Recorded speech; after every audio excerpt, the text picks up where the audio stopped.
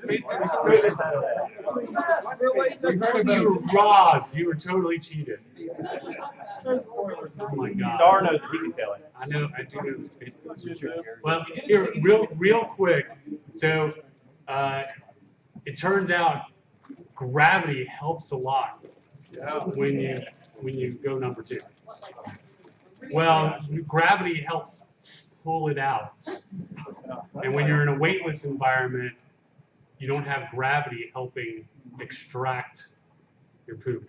So there's a lot of self-extraction that has to happen when you're in space.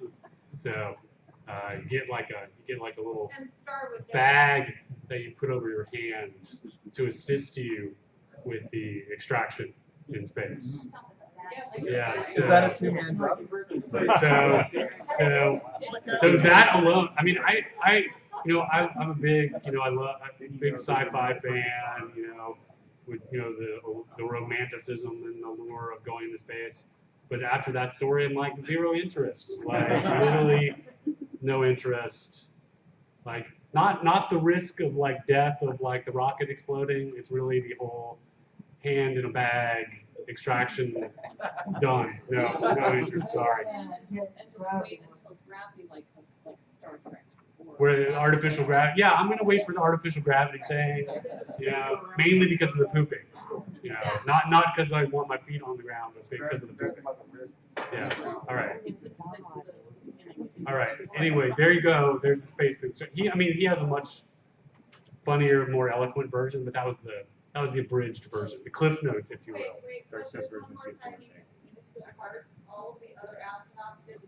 Oh, right. Yeah, so the trick is, well, there's a rite of passage that no one explains that to you on your first trip to space. So you don't learn that in training. You don't, they don't explain it. Like, all the astronauts wait until you go to the bathroom and you're in the toilet for the first time, and then you're sort of sitting in there waiting for something to happen, and you figure out, wait, this is nightmarish. And then you see the bag, and you sort of figure out, and you're like, and there's like a scream from the bathroom, and everybody laughs in the space station. So that's the kind of, there you go. Yeah, poop is funny.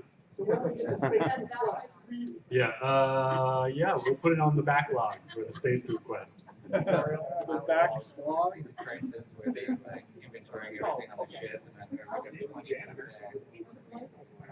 Oh yeah, there's a short, oh right, like Apollo 13 of if they're the oxygen scrubber and they use the poop bag for the oxygen scrubbing kind of thing.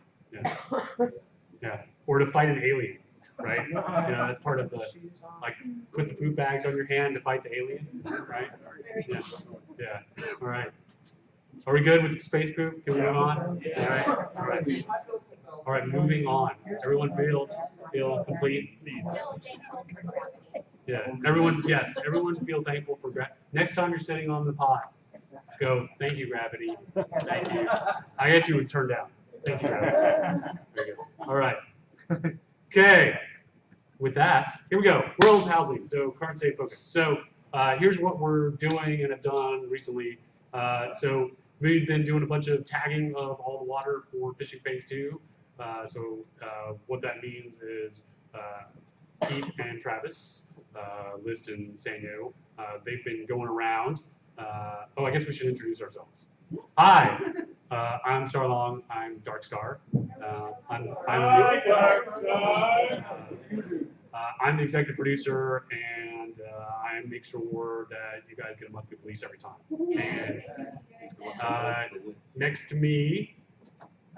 Does this work? My name is Keith Quinn. I'm Sannio on the forums. I'm a level designer, quest designer, and some other things. Does this work? Is this on? Yep. Travis Koleski. I'm a world builder and List in the game. All right. So one of the things they've been doing is going around and tagging all the water. And what that means is, as part of fishing, before all water in the game, whether it was like in a sewer or out in the ocean or a river or a lake or whatever, it was all the same. And it didn't, and same, so there was no differentiation between water in any location. And part of fishing phase 2 is going to be that different locations mean different kinds of fish, and it also means different kinds of lures or bait that you need to catch the different kinds of fish. But what that means is we have to go into every single scene in the game and tag all the different water, right? Right. So we have a certain gimmick that allows for fishing and swimming, and that was in every scene where you can fish and swim. So we decided, since that was by far freshwater was by far the most common, we just converted that. So that's the freshwater fish area. We don't have to worry about that. But all the other areas where there was saltwater fishing or fetid fishing or the new lava fishing, then those would have to get their own separate volume. So Yeah, because you couldn't swim in lava. So. Well, you'll die. Right. But you can swim in lava. Oh, that's right. You could swim in lava. There's damage. Yeah. It'll take a lot of damage. Very Yeah. well. Long time ago, there was no damage. Now you will take damage. Yeah. Lava level damage. So anyway, so I did a big pass on a bunch of areas. Travis, I don't know if he's taken his pass yet. We basically split up the duties. But I also want to mention player-owned towns will be a little different than the obvious. So player-owned towns, pretty much any river or lake will always be freshwater anywhere you go. But a player-owned town, say like a forest player-owned town, that bay, that'll always be saltwater. So we don't necessarily micromanage each player-owned town's water type. Everyone kind of shares a water type. So if it looks like it's ocean or massive lake, that's the bay is saltwater. Everywhere else is fresh. But that's good. That means you guys get 2 water types in your, so that's a bonus. And then the other thing we're going to do is, previously there wasn't any fishing in the alpine POT, but we're going to add a fishing hole, right? Right. Yeah. So both variants of the 2 snowy pods are going to put in a little ice fishing area for everyone. Yeah, and one of the reasons we're going to, one is because we want to be nice to the alpine movers, and we also don't want a massive switch over of oh my God, I have to switch my biome because everybody else is getting fishing. But one of the things that's going to happen with fishing phase 2 is there's going to be a rotating bonus for player-owned towns where every day 2 randomly selected player-owned towns are going to get a fishing bonus. So, and that's going to rotate through all the player-owned towns in the game over the course of a year. So every day, randomly, when you log in, you'll find out which 2 player-owned towns have that fishing bonus for that day. I can tell you how you find out. Oh my gosh, how can you find out, Keith? So most people probably don't ask NPCs about rumors, but what I'll be doing is adding in a rumor to as many NPCs as I can. They'll start off slow, but eventually they'll just start going everywhere. The easiest way might be you can go to your town crier in your pot, or probably town criers just anywhere, and you'll ask for a rumor, and there'll be one of several rumors that pop up. One of them could be like, hey, I heard that if you look for the best fishing, you should go to town A and town B. So that'll be one way to do it. And eventually over time we might add extra rumors that are substantial in that way. Yeah, him too. Town crier was the first thing that people came up with, but I said, we got to add it to the fishing NPCs as well. Yeah, and the reason we wanted to make sure it was on the town crier and not just the fishing NPC is because not everybody has the fishing NPC placed, and so we wanted to make sure it was in that NPC that everybody. Yeah, and there's also fishing merchants Yeah. In Arters or area or wherever. Those guys. Yeah. So that's been a big task. Another thing we've worked on over the last few months has been seasonal content. So the big recent ones were the Atavists of Purity. If you didn't encounter those guys, we put those in around July, August, and they don't like you guys. They don't like the Outlanders because you're taking all their jobs. And all their housing, and so mining all their ore, taking all their resources, so killing all the animals. So they would like to purify Novia of all the Outlanders, and then we also did all the ether creatures. This is the last release for those, and also the last release for the quest for the Atavist Impurity. So both of those are going to be phasing out this release. You'll still be able to find the Atavist minions, but not the boss guy, right? Right. Yeah. Yes. The camp will still be in the Grimfall Desert, and the random encounter in the desert will still pop up, but the big boss won't be part of the crew until his next season Right. goal. And then the ether creatures are going away completely until the comet comes back. Yeah. So. Yeah. But who knows when the comet comes back? Is it time for your Krampus is coming? Could be. You need yeah, no comment there. All right. The other thing we've been busy doing slowly over time, and we'll continue working on, is tier upgrades. So this has just been part of a long-term plan where we go through and evaluate what tier level certain scenes are and adjust those where they make sense. You know, a big one that we announced a while back is that, you know, our long-term goal for Hidden Veil is it's going to be all upper to higher end content. And so the latest change we made is Owl's Head Sewers. That's going to be in R59 is now going to be a tier 10 scene. Tier 10 plus. Yeah, it's crazy. It's going to be crazy hard, but it should be very fun. It's not a starter area anymore. Yeah. It's there for extra action. Yeah.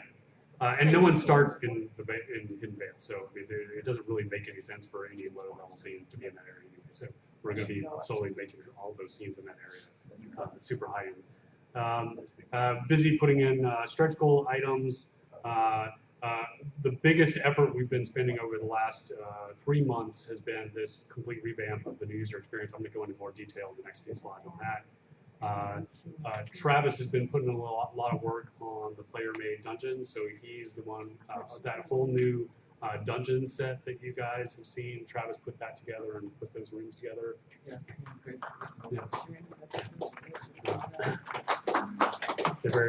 I think they're very excited. Yeah. They done, so, start with that, when will we get the ones from when we bought off the store, get all the blueprints? You should be, so those will be coming probably in 60.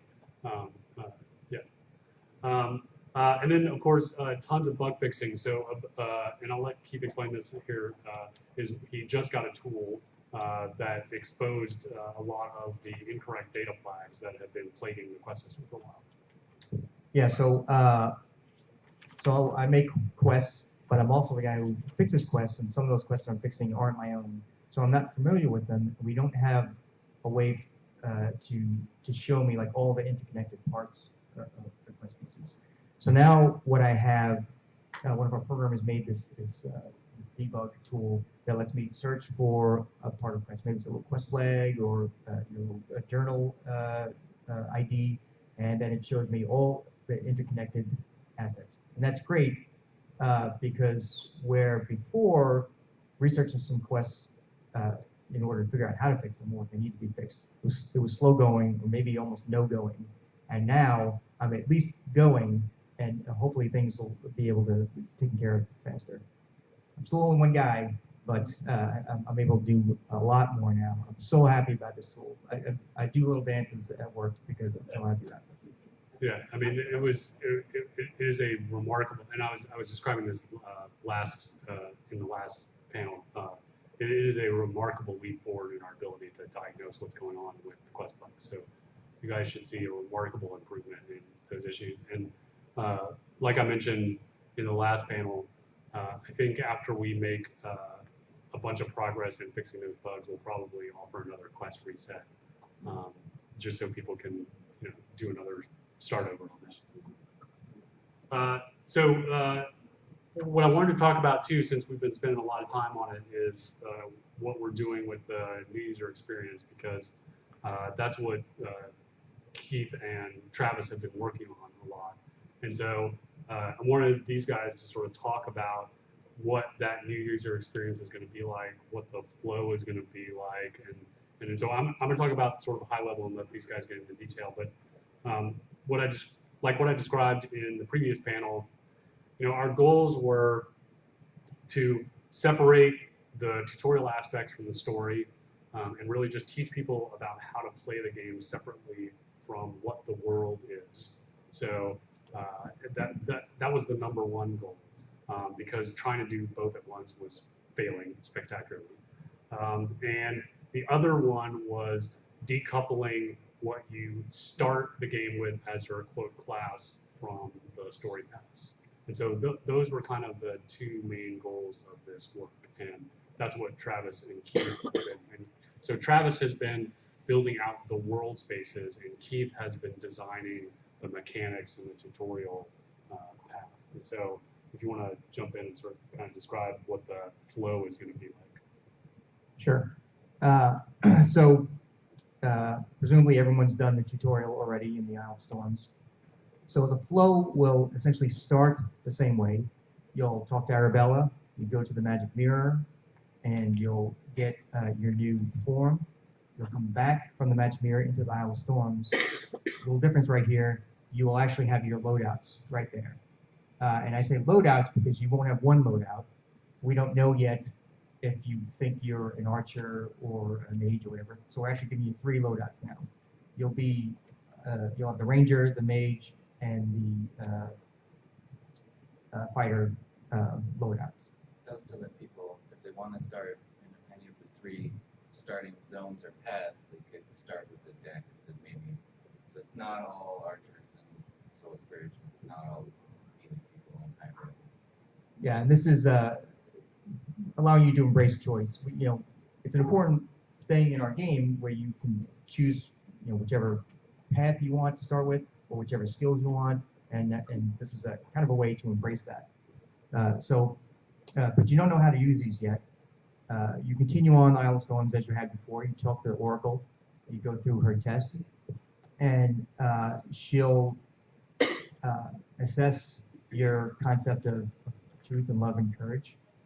She won't necessarily equate those to fighter or mage or ranger. She'll say like, oh, it looks like you have, I don't know the wording yet, but it looks like you have an affinity for courage. You might want to start at Highvale Village.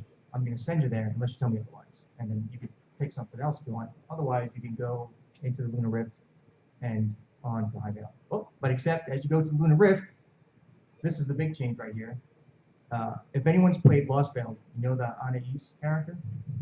She will actually be there, and she'll offer you additional tutorial information. If you don't want to do it, that's fine. You say no thanks, and you go into the Lunar Rift and go on with the game. If you do want it, then you'll be moved. With her powers, she'll move you to another area of the Isle of Storms, where you'll learn either because she tells you how to do it, or because you're in a situation where you have to learn how to do it. You'll learn how to jump, how your inventory works, how to move things in your inventory, how to put spells in your combat hotbar. Some of these things were already in the game, but later on in the starter scenes. So like if you go into the Battle of Souls Bridge or the Highvale or the Blood River scenes, you learn it there. We don't want you to learn things there. We want you to have your first adventure there. Learning all happens now. We back that stuff up into the Isle of Storms. And so Anais will teach you a few additional things. She'll give a mention to the virtues and some other things like that. So some of the virtues in the sense that sometimes you will be tested on your virtues as you play, where the Oracle maybe didn't make that clear. And then eventually when you're done with your little side tutorial, it won't take too long, you'll go back to the Lunar Rift, and then you, I forget, do we have a Lunar Rift at the end? Yeah, there's a Lunar Rift at the end. So then at the Lunar Rift at the end, and then you go out to the world, then you go to Souls Bridge or wherever you like. Yeah. But now you have 3 possible choices of which skills you want, and you can move on from there. Yeah. One big improvement to this too is that each tutorial moment is gated. So like we literally have you in a room, you have to perform the action like swing the sword or shoot the bow or cast the spell or add the thing to your hotbar or literally like do things like move your camera. Like you'd be surprised the number of people who have like logged out of the game, never to play the game again because they never figured out how to move the camera. But you have to do those actions before before you can move on to the next room. So we literally gate your progress through the tutorial, which was something we couldn't do in those previous story spaces because it's a big open world and we don't really lock you in a room before you progress. And so this is designed as a series of locked rooms, so a very sort of linear locked tutorial bed space. And Travis is making these new areas, so that the main Isle of Storms isn't changing, but Travis is making these new. Right now the thought is there's 4 little separate islands up and over a little bit, and you'll do a few things in each before you progress to the next. And he's working on the new style of architecture and stuff. And then also, will there be a way for those of us who have been through it before to bypass this completely, and with some way that? Well, yeah, that's what Keith said at the beginning. Is that she's there and she says, "Would you like to go through the tour?" And you and you can say yes or no. And if you say no, you just go to the Lunar Rift and you go directly. There's a way for those of us who Yeah. are rolling that. Yeah. It's part of the process, because when you start off this again, and you talk to the magic mirror, why don't you go through and off to get resurrected? you're not dead. No, because after you talk to the magic mirror, then you just pop back into the world as a fully fledged. Right, but you're not a ghost. Yeah. You can see Arabella. You don't see her as a glowing dot. You're just some ethereal something or other. Yeah, you're not dead. Nice try though.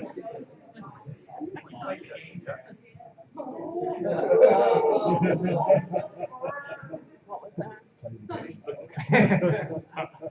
So the other part of this that we're doing is we have 3 starting scenes. So we have Soulless Bridge, High Vale, and Blood River, and High Vale and Blood River are pretty good as they are. They need some tweaks, but Soulless Bridge was like one of the very first starting scenes we ever built, and it is definitely our least successful as far as direction and flow and for a first time exposure to the game.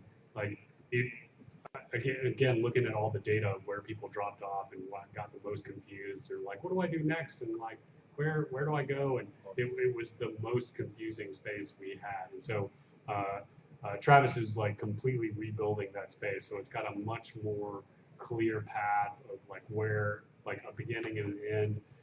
The placement of the Lunar Rift and the boat make way more sense that like as to where you like actually start where the Lunar Rift is, i.e. like where you came out from. Like you enter a Lunar Rift and you come out from one, which is what was supposed to happen in the first place. So we're pretty excited about it, and it looks way better. So so this is a first glimpse of what the new tutorial space is going to look like. This is some new shots of what Soulless Bridge, the new Soulless Bridge, is going to look like. So you're still going to have a battle across the bridge. The general flow of the story is going to be similar. Yeah, right? exactly. It's the town. It has the biggest overhaul. Yeah. We basically did away with the sort of like walled town scenario. It's really more of like an overrun village is the narrative now, which actually makes way more sense. Like, why was there a walled town here that only had like 2 buildings in it? Like, And the wall wasn't even around the Lunar Rift. yeah, The massive walls to protect the barn. yeah. These massive fortifications that protected 2 buildings, one of which was still fine and the other one that wasn't. Like, so the whole space never made any sense. Moving tutorial stuff out also made sense where you're not conflicted between reading the screen information as some little child is Burning to potentially death. burning to Yeah, death as right. you're trying to figure out how to jump and move around. Now jump, but why is this child screaming? Yeah.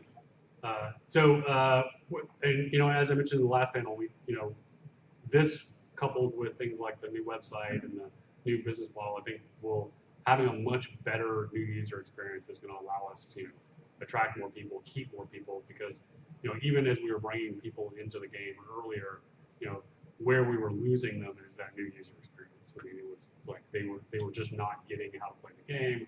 They were confused. The whole like try to tell you a story while you're trying to learn the game, and like and in a game as deep and complex as ours, that's just, I would say, failure. Like, and so again, we could see like, logged out, never came back, logged out, never came back, logged out, never came back, and it was in these starting scenes. So, yeah, it's one thing to not teach you the complexity of deck building early on, but it's something else where we don't teach you how inventory works. yeah, well, I mean, one of the funniest ones funny as in, oh my God, sob in the shower. But one of the most obvious ones we discovered, like watching people and looking at data, was like, we never actually showed you how to equip an item, like ever. Like nowhere in any of the tutorial at any point did we ever explicitly tell you, here's how you equip an item on your avatar. We even auto-equip for you. We just Yeah. avoided the whole question. Yeah, we're just like you double click it and auto equip, but nowhere later ever did we tell you explicitly, this is how you add an item to a slot on your paper cup. Ever. Like, that's probably important to know. Probably pretty important. So we're fixing that, among other things. So, but it'll be much better. And that'll go live in 59. So first iteration of that. So yeah, everybody cross your fingers. All right. All right. The other thing we've been working on is seasonal content. So the big, one of the big ones we worked on recently was the comet and all the ether creatures. And then one of the things we added as part of the ether creatures was there was an astronomer. Yeah, Dr. Bob in Northwood. And what you could ask the astronomer stuff, or? Sure. If you talk to him about, I forget the specific keywords, but you engage him in conversation, and he'll talk to you about the comet overhead and how he thinks that people think that the nature of this two-tailed comet is somehow affecting the aggression of all the creatures out there, and he wants you to be careful and things like that. Yeah. So we tied it in to some game mechanics of like increasing the tier level, the toughness, the challenge of certain adventure scenes, many adventure scenes. Yeah, and so that was we kind of conveniently tied this big event we wanted to do to a strategic game mechanic change we wanted to make, right? So, we knew that we wanted to go through and adjust a bunch of tier levels and scenes that didn't make sense either because, like, there were a bunch of different reasons. So some scenes had tier difficulties that didn't make sense based on their surrounding scenes, like randomly up in, North Palatis, there was like a tier 2 scene surrounded by a bunch of tier 5 scenes, right? Like, well, why? Like, that doesn't make any sense. There's no starting areas nearby. So we need to fix that. And then there's Hidden Vale, which, shouldn't have any low-level scenes because no one starts in that area, so that should all be high level, so we need to fix that. And so we needed to do a bunch of overhauls, but we also thought, well, we have this comet, so let's just, one of the things we can say is happening is that as the Novi is passing through the tail of the comet, it's affecting the world, and that's one of the effects of the world is it's making the creature stronger. And so that, because in general, all the tier adjustments were upwards. I think we had 1 or 2 that were down. Yeah, there was one we swapped by Airy. One of the first scenes was a tier 2, and then the next scene away was a tier 1. We swapped those. Yeah, but for the most part, they were all up. They all got higher. So, but the astronomer, explains that. Like, we have this theory. But I thought that was and one of the things we try to do with all the seasonal content we add is not just add the creature but have a quest associated with it, have an NPC that sort of explains what's happening. And so we did that. The first one we ever did like that, of course, was the Arch Lapin. And if you're not familiar with the Arch Lapin, it's this tribute to Mind Python, the Holy Grail, where they're said to fight the worst monster there is in the land, and it turns out it's just a bloody bunny. And so it's our tribute to that, and the Holy Hand Grenade, but in our case it's the orb, and we turned it into a deco. So now you can lots of people are using that as a decoration. We can get a head. You can get the head of the bunny decoration. Last year we oh, well, I don't have it in this deck. But we added the pictures that you can get from slaying the bunny, which were these. We found these medieval tapestries that show rabbits killing people. And so one of the things we try to do is we add the seasonal content, is add unique rewards associated with it. And then like we mentioned, we did the Edifice of Purity, and you get robes for them. We had a very short debate about the hood, no hoods. And then we're doing Pumpkinhead coming up for R59, and he's going to be using this new boss behavior. We'll talk a little bit about that in the combat deep dive. But he's going to hopefully the goal. We'll see. We'll see if we can get it working. But the goal is that he gets stronger based on pumpkins around him. So you have to smash the pumpkins. We have the basic behavior working. Whether we can tie it to the objects in the scene or not, we haven't proven out. But we have the basic behavior. But that's the goal with them. And he's going to have a cool new skull staff that you can get by defeating him. And then we're going to have Krampus. So Krampus is going to be cool because he's zombie children. Yeah. Yeah. And so, and these are all going to have quests associated with them and monster and boss fights. So the thing that these two guys have to do is they have to put in the quest, but then they have to also go spawn all the creatures in there, and then remove them when the time comes. And then the other thing they have to do is they have to. They've been doing is as the new creatures come online, so like the new bears or the new wyverns, they have to go in and add all those creatures into the various scenes. And then of course then figure out, oh well, wait, the spawner isn't turned on correctly, or like be as the creature, and then we forget to like put the spawners in, and you guys are like, well, you said you added bears, and the bears aren't here, and so that's it. Those are always fun times. Small oversight. Yeah. Seasonal content. So then player-made dungeons. Builder mode is live. Coming up in 59, we're hopefully going to get some more entrance patterns with some spooky themes. We have various deco items in the store, like the giant witch statue and the spider web tree. And so we're going to try and make some dungeon entrances out of those. So think of like a funky, like a hollow in the spiderweb tree, and that's like an entrance to your dungeon, or like a magical portal at the feet of the giant witch statue, and that's a portal to your dungeon. So a bunch of spooky themed dungeon entrances. We're going to add some more rooms. Chris has been working on more rooms that you can get from both loot, I think Owl's Head Sewers is going to have a dungeon blueprint. Yeah, there are already liches in there. They were tier 7 liches, but I think they're tier 15 now, is what they're going to be, and they'll have a dungeon, one of the dungeon rooms. Yeah. They won't be in the dungeon room that you play with yet. Yeah, you won't have liches in that encounter, but you'll be able to get the blueprint and the recipe. Yeah, you go to Owl's Head Sewers, you kill the liches, you get your blueprint, and you can use make a room in your dungeon. And the current timeline for player-made dungeons is decoration mode in Q4. So we have a first round of it internally that we're testing right now. Maybe it goes live this release, but again, like Chris mentioned in the last panel, we don't want people's deco disappearing into the void,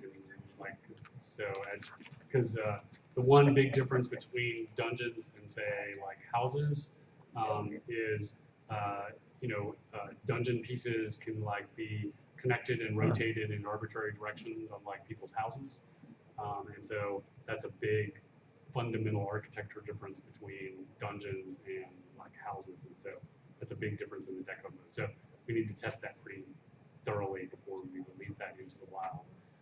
So that's probably going to bake on QA, and we'll see if it goes live in 59. But definitely 60 is pretty realistic. Yes? Do you think technology could benefit from the like they design our own? Maybe See, that's the problem with that is, you know, the biggest performance issue is dynamic objects, right? And so the more dynamic, well, dynamic data. So the more dynamic data in a scene, the worse performance is. And so the nice thing about dungeons is they're in their own instances, right? And so that's why the number of objects and we can let you build 1,000-point dungeon and fill it with decos because it's literally, it's completely its own scene.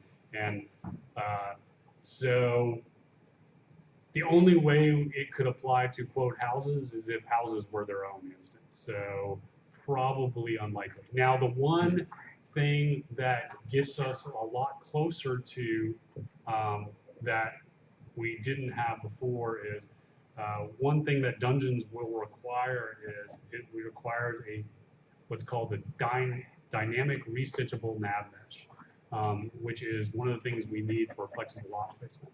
So, and what that means is right now the way our nav mesh works, just so everyone understands what the nav mesh is, the nav mesh is an invisible set of a grid that goes in the world that all of the NPCs need to navigate through the world. Including your pets. Including your pets, all the creatures, etc.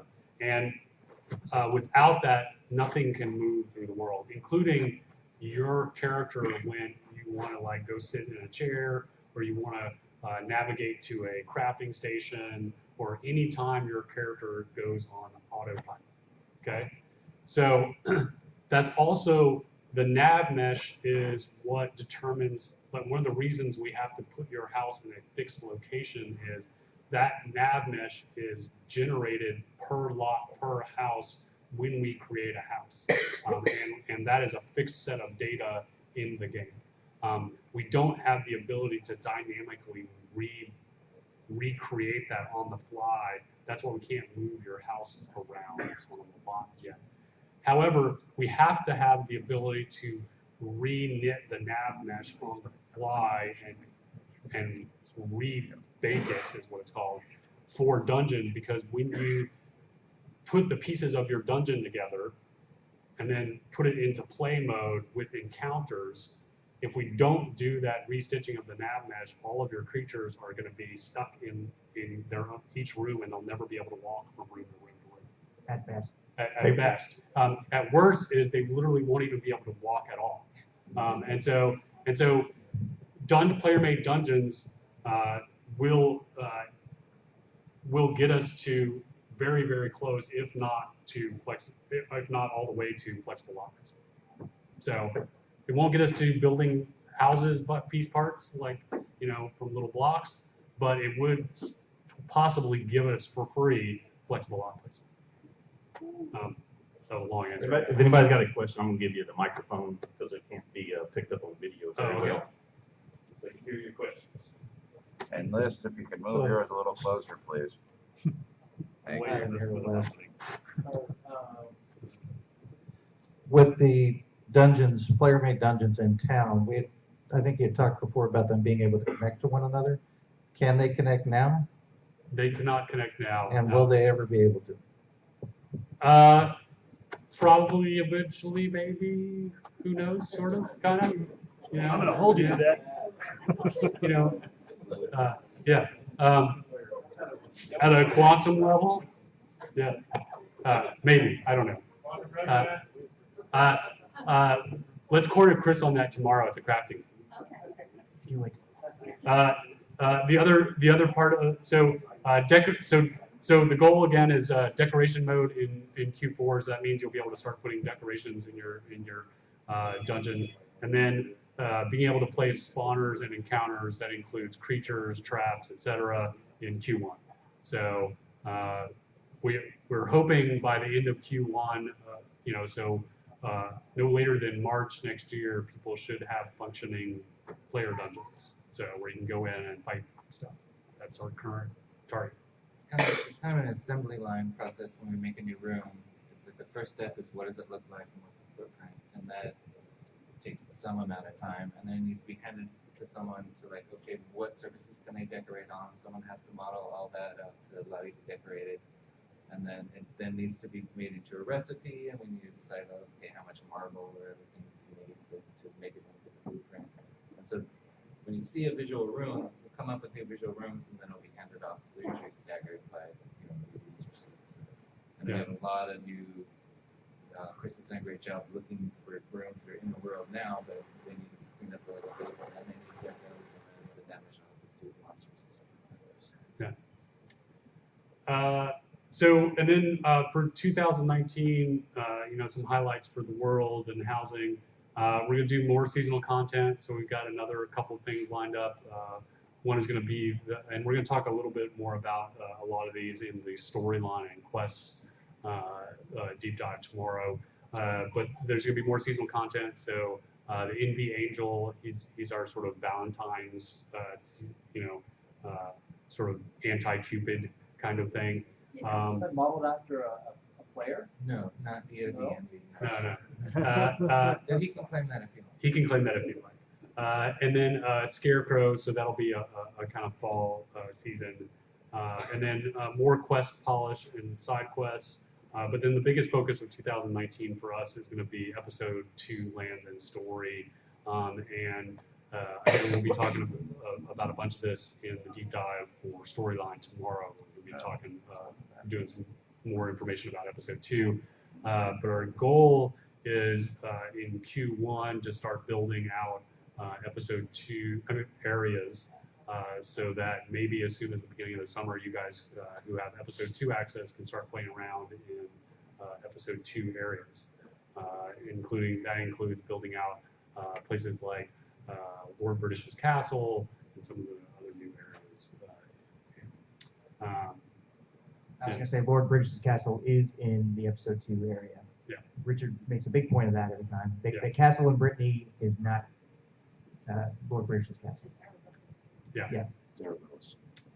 Yes, that is Arabella's one in Britain. We'll do more tier upgrades. That's just a steady thing. More dungeon content and new creatures. So just like we've been adding the things like the new bears and the wyverns, we'll be steadily adding new creatures over the course of 2019. Nope, that's a good slide. Let me go back. We're getting a lot of good ideas for dungeon rooms. So many that we're kind of losing track. So I think we'll make a forum post for kind of down. Don't want to jump. We got a question here. Yeah. So will dungeon decorations be usable in houses also? Yeah, I mean the current plan is that there's going to be no difference technically probably between the decorations. The only things that will be dungeon only will be things like that actually cause physical harm. So things like traps, you won't be able to put those in your house. And can we get like bloody decorations like the bloody Pentagon or something Sure. like that? Yeah, sure. But the current plan is anything that's just purely visual there'll be no difference between a quote dungeon decoration and a housing decoration. It's just going to be a decoration. So literally anything you could put in your house, you could put in your dungeon and vice versa. It's the only ones that will be limited to dungeon only will be the things that cause harm. And there will be some restrictions as far as we're working on rooms that spawn monsters. We don't let you decorate in, or it'll be really restricted, so you're not trapping a polar bear in the front of your house, which creates.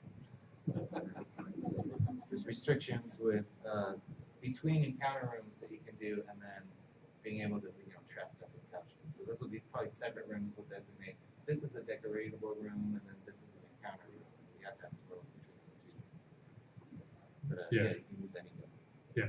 So I got kind of 2 questions. The first off, when you guys are doing new dungeon or new adventure scene creation, do you do calculations on the level of XP that can be gained within a certain amount of time in there, or is that just kind of a result at the end?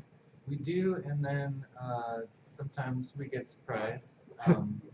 Yeah. I think I've made a couple efforts, just to tell the story, like everybody was in the mage room in the Rise, so we made the monkey room in Kroll, and then everybody was in the monkey roll, so we made upper tiers, and then everyone's, so trying to give options. We know you guys will find the most XP per hour, and we need to provide more spaces like that. It's kind of a challenge right now a lot of you guys have kind of gone past our highest level monsters, and so a lot of the stuff Chris has worked on is higher level monsters, different challenges more than just.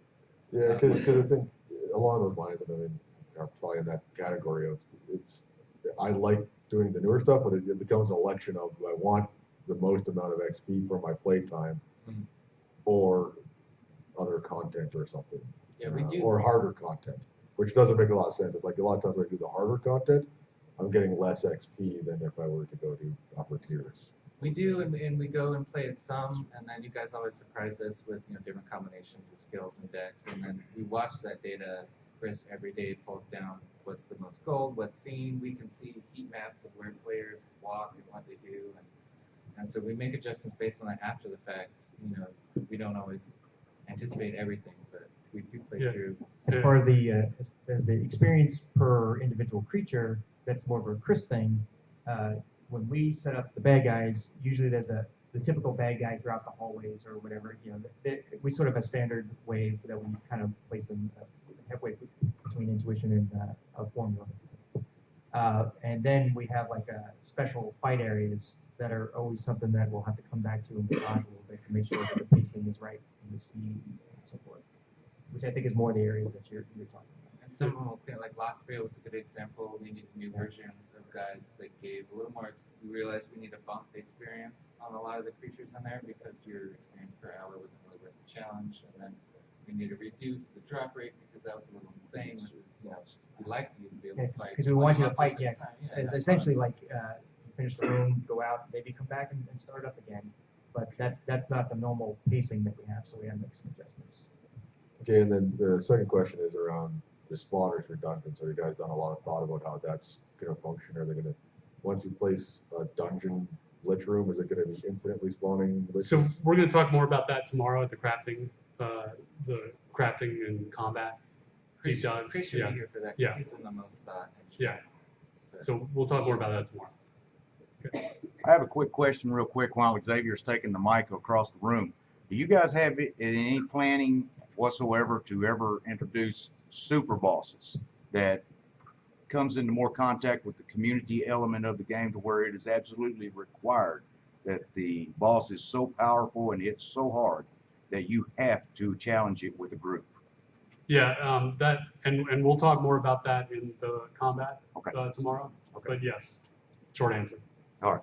I would also like to have a boss situation that wasn't just you fighting a guy, but there's some external, like actually we talked about the seasonal creatures like the pumpkinhead. There's an environmental influence in there. So you might have someone tanking the boss and then other people smashing the pumpkins. So there's a group effort there. I like that kind of thing a lot. And I'd love to have more like larger areas, big boss fight areas where you take advantage of the room. Yeah.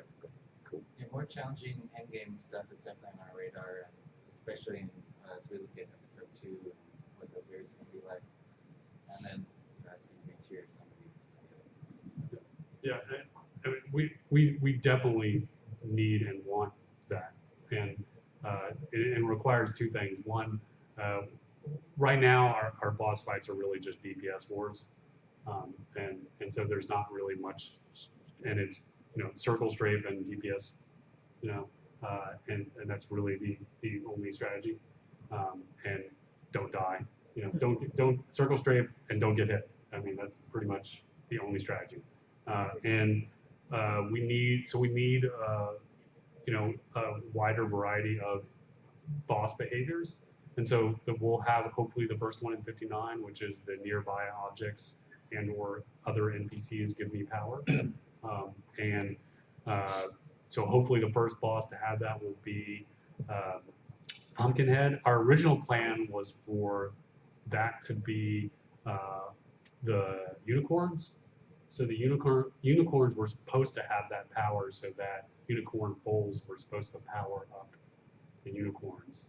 So just to fuck with people, it was supposed to force you to kill the unicorn foals first before you could kill the unicorn. So basically, and then when you killed and then just to make it even worse, killing the unicorn foal would then enrage the unicorn.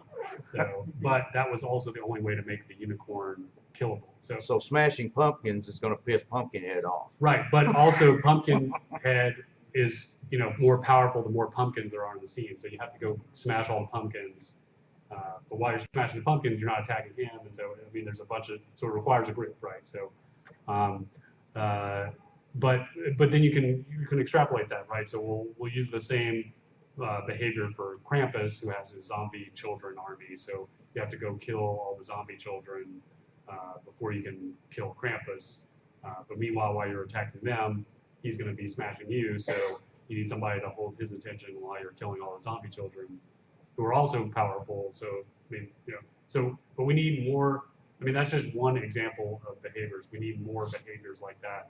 But then we want to take that even further because there's and I mentioned this in the last panel, we have, right now, you know, you can only have a party of 8 people, and we want to have the ability to have groups of groups. So you could have a party leader and a party leader communicating to each other in a sort of a network of multiple parties, and then you could go on raids with, you know, large groups of groups to fight these really big monsters.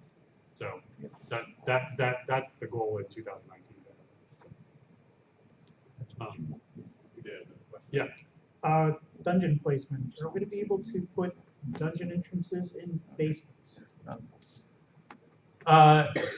Maybe, you know, we have discussed it, and so we're still considering it. So maybe. Is there a reason why? There's a recursion issue with it as far as instances within instances. So. Might also be sticky with the property manager.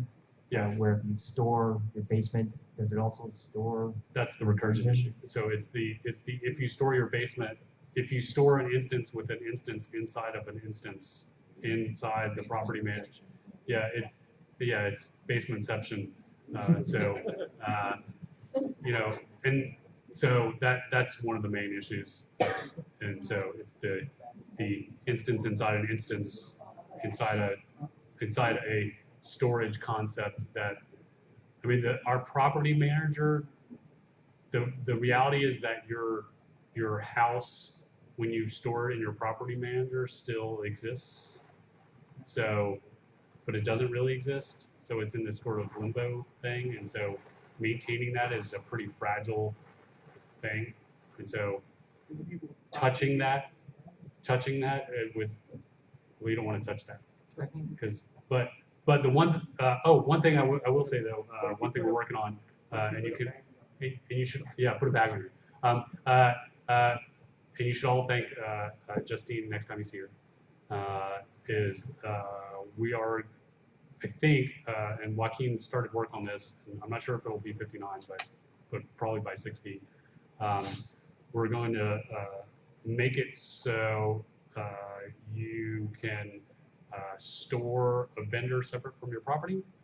So you'll be able to swap out a house independent of your vendor. Because I know that was I know that's something that people have wanted, and be able to do things like, hey, I want to, like seasonally, I want to change out my house, or I want to have an event, and I want to be able to have decorate a house and have it ready for an event, or like have my commercial set up, and then I have my residential set up, or whatever. You have multiple setups of houses, and you know, but I don't want to lose all my vendor. Like I don't want to lose like all the stuff I've had set up with my vendor, and I have multiple tenants in there, and I have purchase orders and all that, and I don't want to lose that when I swap out the house. And, so we're working on separating those two. I think you also asked me how to hit there's a word for the property manager, and wasn't Ken just? Ken's working on that, yeah. So you mentioned functional items like the traps. Are those going to be practical? And then the other question is, will there be things like you can create a fetid swamp with 10,000 buckets of water and 5,000 rotting flesh? That'll be a great question for Chris tomorrow. Okay. Yeah. Sounds awesome. Sounds really cool. Will dungeon entrances be replaceable by POT vendors and? I'll repeat the question since you didn't have a mic. Will POT entrances be placeable in POTs? We're discussing that. Yeah. It's more of who would be the owner. Yeah, the problem is who would be the owner, because right now, the problem is the lot, there's no concept of having something like the entity, basically a dungeon is a house, is a basement, right? And so there's no concept of having that independent of a lot. And so that's why we can't right now have a dungeon be independent of a lot, because we'd have to create a whole new archetype, which is house independent of a lot. And we don't really, like that would be a lot of work. And so we don't want to do that. And so it's very unlikely. Could you attach it to like a lock technology and just make it like owned by the vendor? Well, why not just use a lot and put it on the lot? Yeah. And then we wouldn't have to do any work. And then we could work on other stuff. All right, yeah. With the vendor, when you store it, will you attach permissions to the vendor, or are they tied to the lot? If you save it and you go to another lot, and now everyone who had permissions on that lot, That's a great question. It would be great if you could And if you assign have- permissions to the vendor. And if you have suggestions about how this should work, it would be great if you would write them down and send them to me. Okay, I will. That would be, I mean, I'm not kidding. That would be very, I very don't know anything helpful. about trading, so. Yeah. Did you just say you wanted suggestions about permission system? Well, specifically about this very specific use case about storing vendors. So if you have a suggestion about storing vendors and bringing them back onto your lot afterwards, please send those suggestions to me, because we're working on that right now. Because I have a treatise on permission system. Well, that would be helpful too. Okay. Do you have other slides? No more slides. You're good, okay. Yeah. So this is just questions. Oh, yeah. No more slides, so just questions now. Considering POTs, has there been any consideration, or is it possible to do like a second in command governor or anything like that? Um, Would it be different than a steward? Yeah, I mean, the closest, we already have the steward, but, Say the governor can't log in for X period of time, maybe I'm missing on steward, but to just move things around in the town, like properties. Okay, then. I apologize. it's called a steward, done. All right, Merry Christmas. All right. Did you guys ever consider separating NPC vendors from NPC pets so we can have more pets on our lots? We would love to have more NPCs, except they're expensive performance-wise. And so, because of animations and pathfinding. And so, it's just a performance thing, and if you multiply every lot, it's the classic programming, what's called the n-squared problem. And so, if you go into a town with, say, the average town has, anywhere between 30 to 40 lots at any given time, and then you multiply the number of NPCs that anyone has on any given lot, and then each one of those NPCs at any given time can make a decision about what they want to do, right? So they can decide whether I want to do an idle animation, whether I want to make a pathfinding decision, and each one of those has to be broadcast to every other person in the scene. And so and then you multiply that by every lot in the scene, by every NPC, by every player. And so that's the performance intensity that we're dealing with. And so right now we're kind of at the sort of what we believe is the upper limit of that. And it's compounded by the issue that, everybody has a pet or a tame creature that they want to hang out with them when they bring them to dance parties or and so we also have to keep that in the performance budget that we factor in any given scene as well. And so We really, I mean, one of the things we've, considered is like, well, what if you could place them as statues, and, so maybe that's a compromise of like, you could, make them just a statue, the statue mode version of them.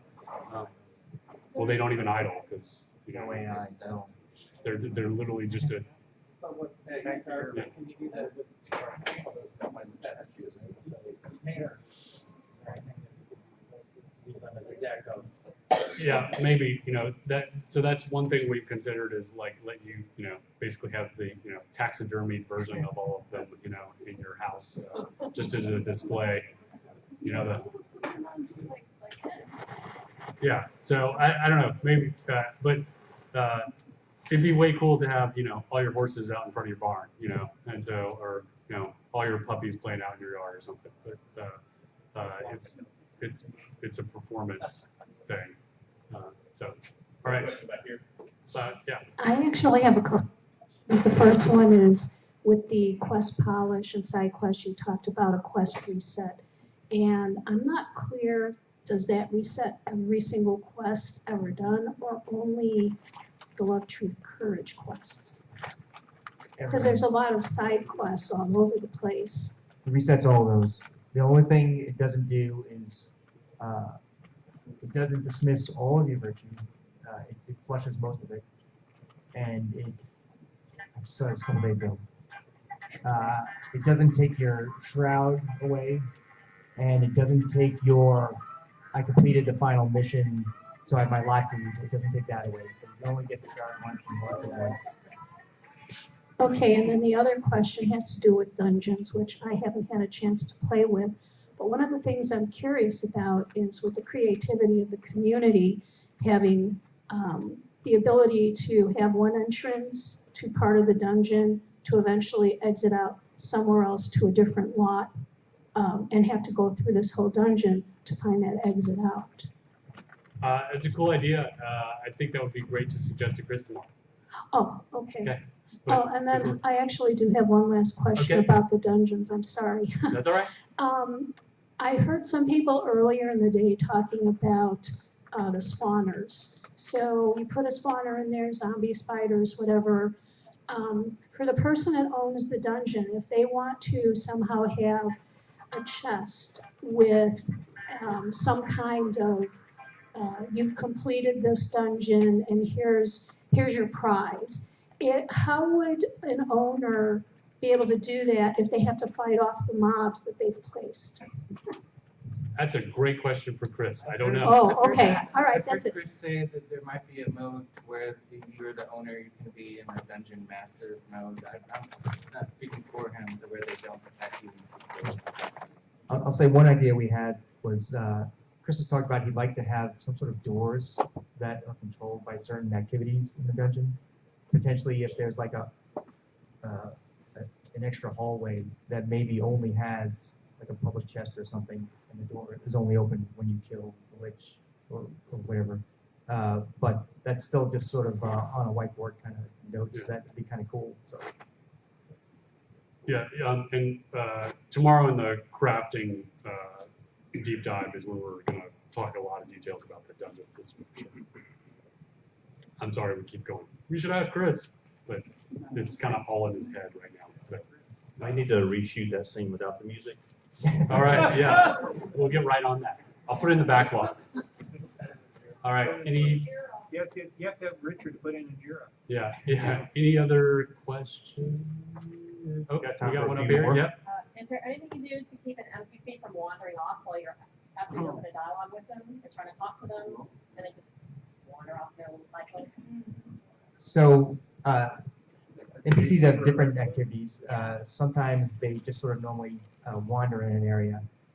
If they don't have anything special going on, they really kind of shouldn't move away from you if you're continuing the conversation. If you kind of wait too long, they go, well, I guess we're done, and they just walk away. If they keep doing it while you're trying to talk to them, then maybe there's something I can adjust. Like maybe they're wandering too often, or maybe they're on a path and they're trying to do stuff in their house, and maybe they say, well, that path's too long. Let me just sort of tighten it up a little bit so you're always in range if you talk to them. Or if they're on a schedule, like some of them are, they might say, my workday is over, I want to go home. So there's nothing I can do about that. They want to go home, or they're home, they want to go to work. So you kind of have to follow them to the other spot. But I might be able to do something on a case-by-case basis. Yeah. So if there's a particular NPC that or set Like if you say this Deco merchant keeps walking Yeah, downstairs, there's a crafting trainer, and it was in a little pavilion, kept wandering around. yeah, you can put in a bug for that, and Yeah. they'll come to me and I'll try to fix it. Yeah, because there have been a few of those one-offs that have just been particular issues for those NPCs. I mean, but some will be on there, like he said, or like, I want to go to sleep. Sometimes they want to close that door. If the door opens, that's their top priority. Forget the conversation, they got to go close that door. Or turn out the light. So if they keep moving away, it could be because there's a lot of player traffic on the area. Yeah. In a dungeon, do those spawned things, those kind of NPCs with NPC behaviors, and you'd have more than say 2 in a dungeon, right? Well, the thing about dungeons, remember, is they're on their own instance, right? So could we have a basement, and could you unlock pets to have not NPCs, vendors, because then it becomes a mall, but just pets? You know, And put we 100 can of them in a absolutely raise basement. the NPC limits for basements. There's no Like reason. huge, and then you can put all your pets in your basement or Oh, your yeah. museum basement, and sure. everyone can see them. That's a good point. Thank you. Can you remind me of that? Yeah, but yeah, basements should have higher NPC limits. Yeah, there's no reason. Sure. I don't know how you get them down the stairs, but or back up, but yeah, sure. The immersion police will call us on that one. Because I think, what is it, cows that can't do stairs? Yeah, they can't go down, right? They can go up, but they can't go down. Yeah. We'll put an elevator in. At one point, you were talking about having a like cheaper, more performant versions of things like the thing you beat on. Target dummies. No, Training training dummies. Is there any way? Well, and you were also talking about separating NPC behavior, NPC animation from the owner, so that like pets would wander around and be usable by wander around when the owner wasn't logged on. And That's already done. That's already done. Yeah. I own a POT. I like it a lot. One of the things I've always wanted to do is I have a combat store, and out in the front I wanted to put training dummies and archery butts so people could come and practice. But that's POT land, and is there any chance that we get like training dummies and archery butts that aren't linked to lots? Maybe one of the challenges to combat in general in POTs is related to nav mesh, and NPCs in general are part of that, and training dummies are NPCs. I mean, the only way you can have combat with them, anything in our game, is if it's an NPC. And so that's one of the reasons we haven't been able to get them to work on POTs. But I mean, I know that's been a request for a while, and so we'll keep. I think there's actually a task in the backlog for that one. Just haven't gotten to it. Livestock. I think this is the last question. We're running out of time here. You can hear me. Yeah. Is that the reason that co-owners cannot use a training dummy in a lot, but only the lot owner can? There's a bug for that one too. Yeah, I mean, Okay. it's part of the same issue. Yeah. All right. Well, thank you, everybody. We have 3 more deep dives. We've got one on combat and crafting, and then one on storyline tomorrow. So I look forward to seeing all of you at those tomorrow. Thank you very much.